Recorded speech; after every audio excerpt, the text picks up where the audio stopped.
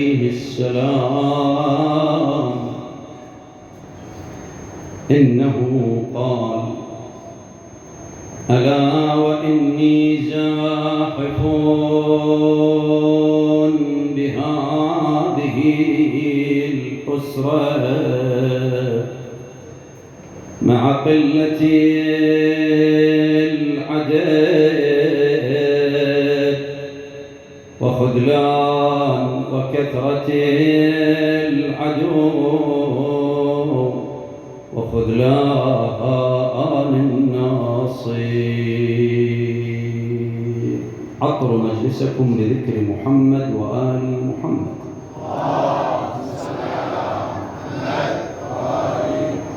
أعظم الله أجوركم الثانية.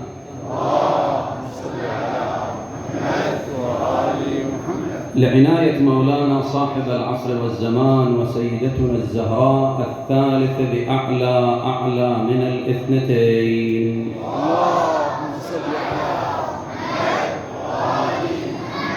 اللهم صل على محمد وآل محمد وارزقنا شفاعة محمد وآل محمد في الدنيا والآخرة برحمتك يا أرحم الراحمين. الإمام الحسين عليه السلام عندما خرج من المدينة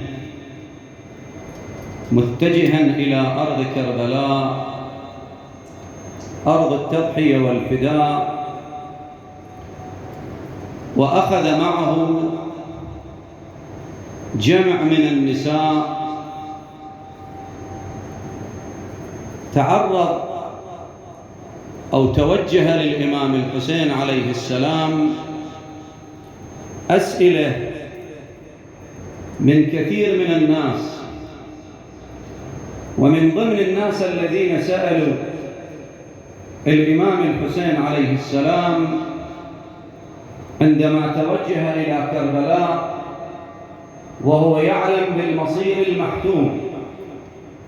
الحسين عندما توجه إلى كربلاء كان عالم بالمصير المحتوم وهو القتل، حيث قال: كإني بأوصالي تقطعها عسلان فلوات. يعني هم يعلم أنه مقتول ويعلم أنه ماذا بعد القتل يمثل به، يقطع زين ويقتل شر قتله زين. عندما كان يعلم بالقتل وهذه القتل شر قتله ويعلم بالمصير، وإذا به يأخذ معه النساء. تجي الناس تسأل.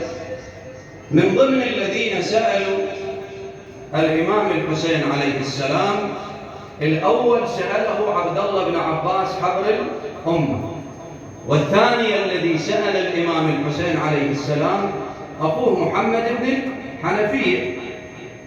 سألوا الإمام الحسين قال له: يا أبا عبد الله أنت ذاهب إلى القتال زين، ما الداعي الذي يجبرك أن تأخذ معك النساء ذول أطفال ونساء؟ ليش تأخذهم معك؟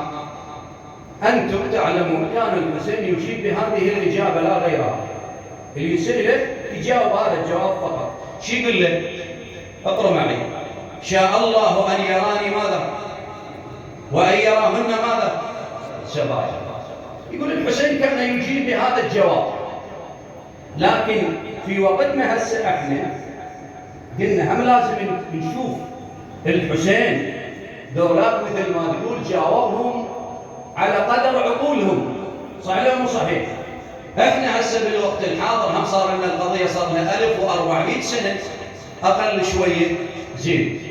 من جاب الحسين معه النساء شنو الفوائد من جلب النساء من المدينه الى ان وصلهن لكربلاء؟ طبعا اخواني حتى ما يفوتنا هذا الامر، هذا سيد جاسم رحمه الله عليه، هذا الخادم المخلص الذي بان ان علاقته بالحسين لا تتمثل، علاقته بالحسين ما تتمثل بعذب الصوت، لا، فانما اسرار الله يعلم.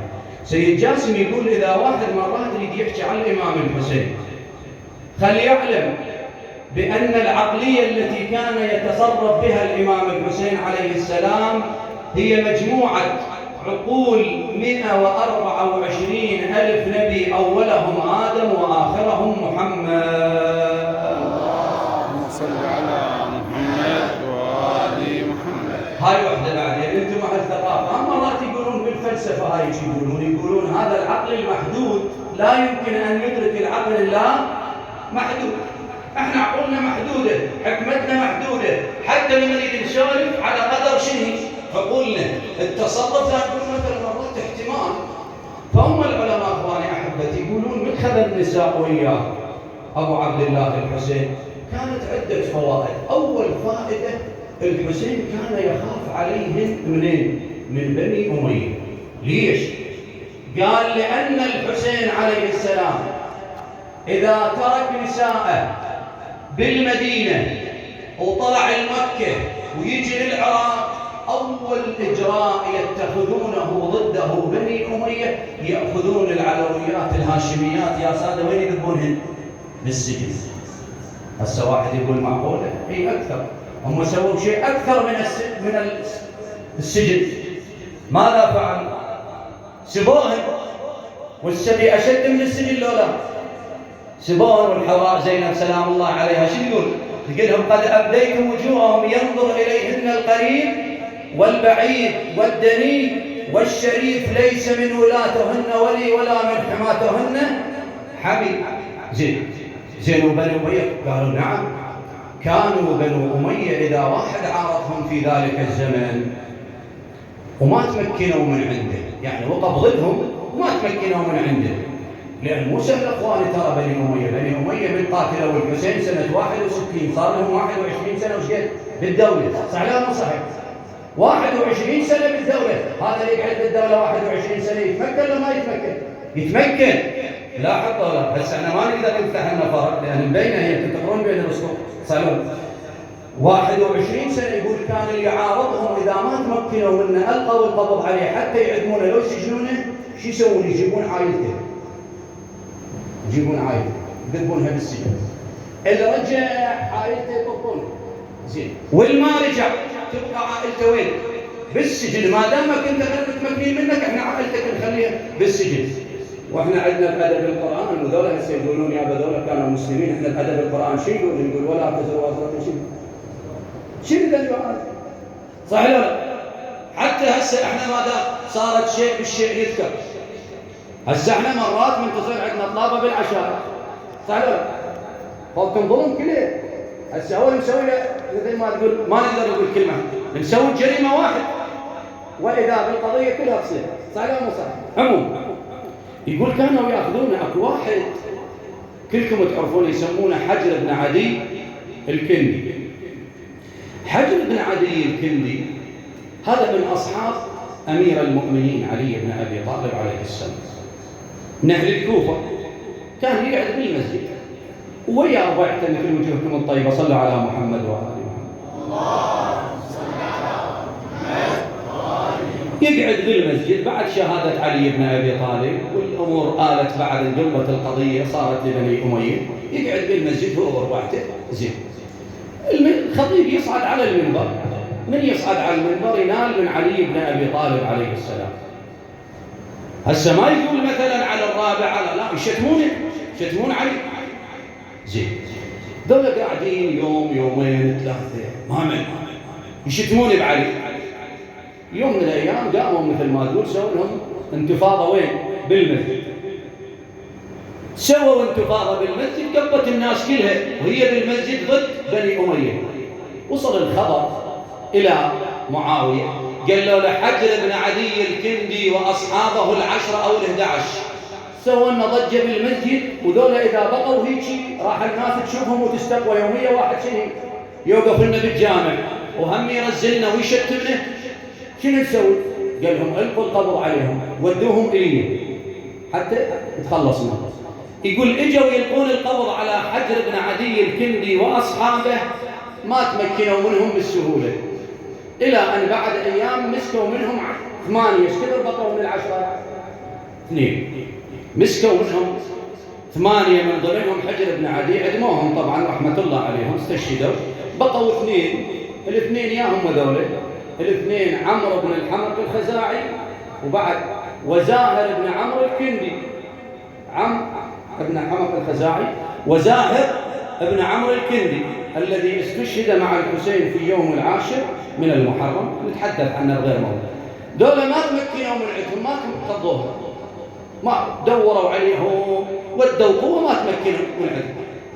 فسوى معاوية اللعين، قال لهم اذهبوا إلى دار عمرو بن الحمق الخزاعي. قالوا له شو نسوي؟ قال لهم والقوا القبض على زوجته وابعثوها لنا إلى الشام حتى نسجنها. وين هي؟ بالكوفة المرأة. وين ودوها؟ للشام. زين. يقولون زوجها كان مختفي وين؟ للموصل، هاي مدينة الموصل، اكو فد غار موجودة هي مختفين به هو وزاهر. يوم من الأيام أنت تعرف، يوم من الأيام هذا تعرف هم بالعراق، فأكو ناس ثقات توصلهم وتروح وكذا. يوم من الأيام وصل الخبر للسلطة الأموية بأن عمرو بن الحمق الخزاعي وزاهر بن عمرو الكندي وين مختفين؟ بالغار في منطقة من مناطق الموصل النائية. زين. وصل الخبر للسلطة وإذا بهم يطلعون قوة لإلقاء القبض عليهم. بالليل، شوف إخواني، بالليل زاهر، تعرفون مرات الليالي مقمرة، واحد يحب ينام ويتباوع المن للسماء حتى مستحب خلق الله العظمة. يقول نايمين وداناتهم وين؟ على القاع. تعرف هاي الخيل من تجي صوتها وين يطلع؟ بالأرض ضربتها. يقول زاهر فرسان ذول يعرفون فن القتال. زاهر قال له عمرو بن الحمق الخزاعي، قال له انت تسمع؟ قال له ايه. قال له ايش تسمع؟ قال له اسمع صوت خيل، بس هاي الخيل مو وحده ولا 2 ولا 10، هواي كثيرات. قال له شو نسوي؟ قال له خلينا نختفي. وين؟ بالكوخ، هذا الغار. يقول طبوا للكوخ، من طبوا للكوخ طلع واحد منهم يتباوع. شنو القضية؟ شاف العدد لا يمكن الهروب من عده، المقوقينهم ما يقدرون يشدون من عندهم، لا هو 1 ولا 2. لكن شوفوا يا اخواني، شوفوا النفس الذي يتربى على محبة محمد وآل محمد. أنا عندي قصة من أشيق القصص، لكن أنتم مراكم التزام حتى أخلص. زين. 2 دولة هم 2 إخوان، مو هالشكل دولة، 2 إخوان أصدقاء طوقتهم القوة. زين. قام واحد يقول للثاني، شوف شو يقول له؟ زاهر يقول لمن؟ يقول لعمرو بن الحمق الخزاعي، قال له أنت انجو بنفسك وأنا الذي أشاغلهم، أنا ألهيهم، ما لك علاقة، أنا عندي إمكانية. هسه واحد يقول معقولة واحد يشاغل له 100؟ لا إن شاء الله من نحكي على أبو الفضل العباس أقول لك شلون كان الواحد يشاغل له 1000 ذاك الزمن الواحد. زين. قال له أنا الذي أشاغلهم وأنت انجو بنفسك، أنت شاب بعدك وأنا كبرت. زين. قال له لا، عمرو بن الحمق الخزاعي قال له أنت اذهب يا زاهر، ما أدري لأنه مذكور لنصرة الحسين عليه السلام. قال له يا زاهر أنت أنجو بنفسك وأنا الذي أشاغلهم. يقول نجا زاهر بنفسه وشاغلهم عمرو بن الحمق الخزاعي فتمكنوا منه، ولما تمكنوا منه فصلوا رأسه عن جسده، وهو أول رأس يحمل على رمح في الإسلام. تعال شوف المصيبة هاي الدليل. ودوا الرأس من الموصل من قريب على سوريا ودوا للشام. من ودوا للشام الراوي هيك يقول، هاي طبعا روايات الزمخشري وغيره والطبري هيك يقول من ودوا الرأس ارسلوه للشام. لاحظ لو لا ودوه وصل بالليل، دنيا ظلمة، لكن معاوية سهران، تعرف ليالي حمراء، ما هالشكل لا. وصلوا بالليل، خلوه بطبق قدام معاوية، شافه بالهم رأسه، من هذا؟ ما يعرف. متغيرة ملامحه. ندم، قالوا له هذا رأس خارجي عمرو بن الحمق الخزاعي. تعبيرنا مثل ما تقول طقه هيك بعصته مرة مرتين، وصاح الواحد هذا الحاجب قال له تعال، قال له ها، قال له خذه في هذا الليل والقيه بين يدي زوجته بالسجن. شوفوا اخوان، لاحظ ذبه وين؟ بين ايد زوجته بشيل الهدف. يقول راح هذا الحاجب الشرطي، لكن قبل لا يطلع من الباب قال له معاوية اوقف، قال له اسمعها شو تقول، فإنها مؤمنة موالية لأهل البيت، مو سهلة هاي المرة، شوفها شو تقول. يقول خذ الرأس بالليل، الدنيا ظلمة ومرة، يقول وإذا به يفتح الباب ويلقي الرأس وين؟ بين يديها. يقول هذه المرأة آمنة بنت الشريد الموالية لعلي بن أبي طالب وأهل البيت، لما نظرت وإذا بها ترى رأس قد وقع بين يديها. يقول أخذت الرأس، نظرت إليه وإذا به رأس زوجها أبو أولادها. سوت إخواني، لاحظ شوف، يقول أخذت الرأس مسحت عنه الدم والتراب، رفعت رأسه للشرطة، قالت غيبتموه طويلا وأرجعتموه لي قتيلا. ثم التفتت إلى عمرو بن الحمق الخزاعي قالت يا عمرو اعلم إني على العهد الذي قطعته من ولاية علي بن أبي طالب، من إمامة علي بن أبي طالب وولاية محمد وآل محمد. ثم التفتت ثانيا قدام الشرطة قالت يا معاوية قصر الله عمرك وهدم دارك ولا غفر الله ذنبك. والتفتت للشرطي قالت احفظ ما أقول ولا تنس منه شيئا وبلغ معاوية. يقول فكانوا إذا واحد يعارضهم شيء يأخذون عائلته. الحسين كان خايف حتى لا تنوخذ عائلته وتوضع وين؟ في السجن. وبتعبير تقولون منين التوجع، صحيح ولا لا؟ انت ما هالواقع وجدانية القضية، صحيح ولا مو صحيح؟ وجدانية. ناس ما تتحمل، وإن كان لأن الناس ما يعرف معصوم، لا يقول لا رايح يقاتل ونسوانه وين؟ بالسجن. هالشكل مو هالشكل ولا زين. هاي وحده. اثنين حتى نختم ما نطول.